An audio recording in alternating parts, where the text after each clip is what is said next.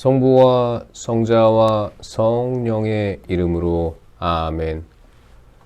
말씀은 바로 내 곁에 있고 내 입에 있고 내 마음에 있다. 주님, 성령의 빛으로 저희 눈을 여시어 주님의 길을 보게 하시고 저희 귀를 여시어 생명의 말씀을 듣게 하소서. 아멘. 성부와 성자와 성령의 이름으로 아멘. 아마치아의 유다 통치. 아마치아는 25살의 임금이 되어 예루살렘에서 29해 동안 다스렸다. 그의 어머니 이름은 여호앗단인데 예루살렘 출신이었다. 그는 주님의 눈에 드는 옳은 일을 하였지만 한결같은 마음으로 하지는 않았다. 그는 자기 왕권이 튼튼해지자 부왕을 시해한 신하들을 죽였다. 그러나 모세의 율법서에 쓰인 대로 그들의 자손들은 죽이지 않았다. 거기에서 주님께서는 아버지가 아들 때문에 처형되어서도 안 되고 아들이 아버지 때문에 처형되어서도 안 된다. 사람은 저마다 자기 죄에 따라 처형되어야 한다 하고 명령하셨다. 아마치아가 에돔과 싸워 이기다. 아마치아는 유다 사람들을 불러 모았다. 그런 다음에 온 유다와 베냐민 사람들을 집안별로 세워 천인대장들과 백인대장들의 지휘 아래 두었다. 그가 20살 이상 된 사람들을 사열하여 보니 30만 명이었다. 이들은 창과 큰 방패로 무장하여 군대에 나갈 수 있는 정병이었다. 그는 또 은 100탈렌트를 주고 이스라엘에서 용사 10만 명을 고용하였다. 그러나 하느님의 사람 하나가 그에게 와서 말하였다. 임금님, 이스라엘 군대를 데리고 나가지 마십시오. 주님께서 이스라엘, 곧 에프라임의 모든 자손과는 함께 계시지 않기 때문입니다. 차라리 유다군만 데리고 가셔서 용감하게 싸우십시오. 그렇지 않으면 하느님께서 임금님을 원수 앞에서 넘어뜨리실 것입니다. 하느님께서는 도와주실 수도 있고 넘어뜨리실 수도 있는 능력을 지니고 계십니다. 그러자 아마치아가 하느님의 사람에게 물었다. 그러면 이스라엘 군대를 고용하느라고 지불한 100탈렌트는 어떻게 하면 좋겠소? 하느님의 사람이 대답하였다. 주님께서는 그보다 더 많은 것을 임금님께 주실 수 있습니다. 그래서 아마치아는 에프라임에서 데려온 군대를 갈라내어 제 고향으로 가게 하였다. 그러자 그들은 유다 백성에게 몹시 화를 내었다. 그리고 크게 화가 나 고향으로 돌아갔다. 아마치아는 용기를 내어 군대를 거느리고 소금 골짜기로 가서 세이르의 자손 10,000명을 쳐 죽였다. 유다의 자손들은 또 10,000명을 산채로 붙잡아 바위 꼭대기로 끌고 갔다. 그들을 바위 꼭대기에서 내던지니 모두 몸이 으스러졌다. 그러는 사이에 아마치아가 전투에 데려가지 않고 돌려보낸 부대의 병사들이 사마리아에서 벳호론에 이르기까지 유다의 성읍들을 공격하여 주민들을 3,000명이나 죽이고 물건을 많이 약탈하였다. 아마치아가 에돔 신들을 섬기다. 아마치아는 에돔인들을 치고 돌아온 다음 세이르 자손들의 신상들을 가져와서 자기 신으로 내세우고 그 앞에서 예배하며 향을 피웠다. 그러자 주님께서 아마치아에게 노하시어 예언자를 한 사람 보내셨다. 예언자가 그에게 말하였다. 어찌하여 임금님께서는 자기 백성을 임금님의 손에서 구해내지도 못한 다른 백성의 신들을 찾으십니까? 예언자가 이렇게 이야기하고 있는데 임금이 그에게 말하였다. 우리가 너를 임금의 고문관으로 임명하기라도 했단 말이냐? 닥쳐라. 내가 어쩌자고 맞아 죽으려 하느냐? 그러자 예언자는 하던 말을 그치고 대신 이렇게 말하였다. 임금님께서 이런 일을 하시고도 제 조언을 듣지 않으시는 것을 보니 하느님께서 임금님을 멸망시키시려고 작정하셨다는 것을 이제 알겠습니다.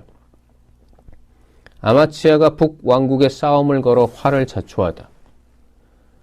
유다 임금 아마치아는 사람들과 의논한 다음 예후의 손자이며 여호아하즈의 아들인 이스라엘 임금 여호아스에게 사람을 보내어 이렇게 말하였다. 자, 우리 한번 겨루어 보자. 그러나 이스라엘 임금 여호아스는 유다 임금 아마치아에게 사람을 보내어 이렇게 대답하였다.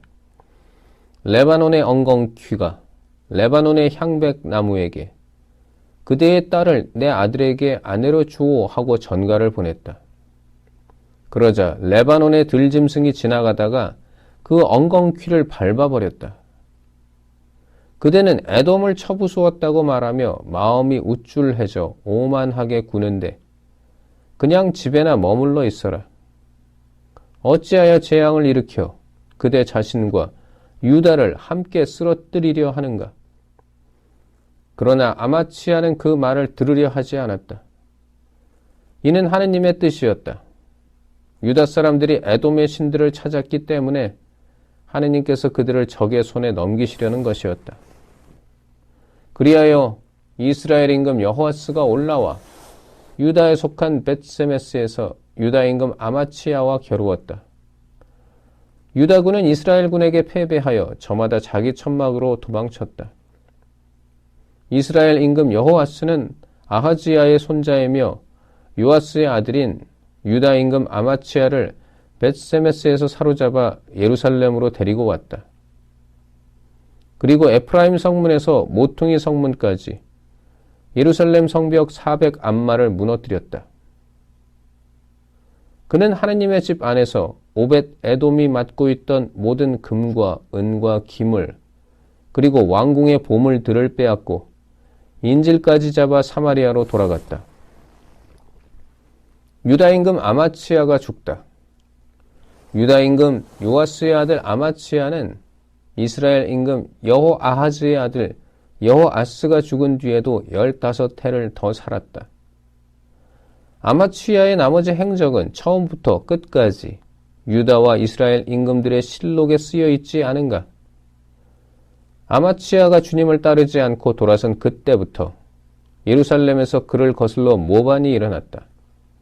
그래서 아마치아가 라키스로 도망쳤지만 모반자들은 그의 뒤를 쫓아 라키스까지 사람을 보내어 거기에서 그를 죽였다. 그리고 아마치아를 말에 싣고 와서 다윗성에 그의 조상들과 함께 묻었다. 우지야의 유다 통치. 유다의 모든 백성이 나이 16살인 우지야를 데려다가 그의 아버지 아마치아의 뒤를 이어 임금으로 세웠다. 아마치아가 자기 조상들과 함께 잠든 뒤에 우지야는 엘랏을 재건하여 유다에 복귀시켰다. 우지야는 16살의 임금이 되어 예루살렘에서 52해 동안 다스렸다. 그의 어머니 이름은 여콜야인데 예루살렘 출신이었다. 그는 자기 아버지 아마치아가 하던 그대로 주님의 눈에 드는 옳은 일을 하였다. 우지야는 하느님을 경외하도록 가르쳐준 스가랴가 살아있는 동안에는 하느님을 찾았다. 그리고 그가 주님을 찾는 동안 하느님께서는 그가 성공하도록 해주셨다. 우지야는 출동하여 필리스티아인들과 싸워서 갓의 성벽과 야브네의 성벽과 아스돗의 성벽을 무너뜨렸다. 그러고 나서 아스돗을 비롯하여 필리스티아인들의 지역의 성읍들을 세웠다. 하느님께서는 우지야가 필리스티아인들과 구르바알에 사는 아라비아인들과 무운인들을 칠 때에 도와주셨다. 그러자 암몬인들이 우지야에게 조공을 바치고 그의 명성이 이집트 국경까지 퍼져나갔다. 그만큼 그의 세력이 커진 것이다. 우지야는 예루살렘의 모퉁이 문과 골짜기 문과 성구비의 탑들을 세우고 그것들을 튼튼하게 하였다. 그는 평원지대와 평야에 많은 가축을 가지고 있었으므로 광야의 탑들을 세우고 저수동굴을 많이 팠다. 산악지방과 기름진 땅에는 농부들과 포도밭 일꾼들을 두었다. 그는 땅을 사랑하는 사람이었다.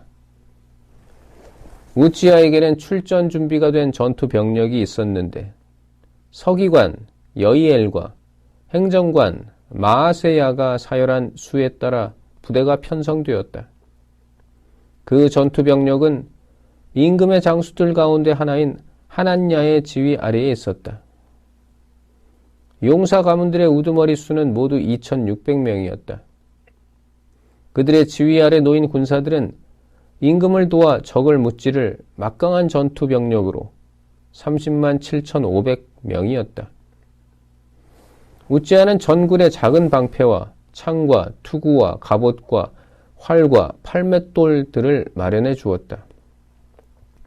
그는 또 솜씨 좋은 장인들이 고안해낸 것으로 화살과 큰 돌을 쏘는 무기를 만들어 탑과 성 모퉁이마다 배치하였다.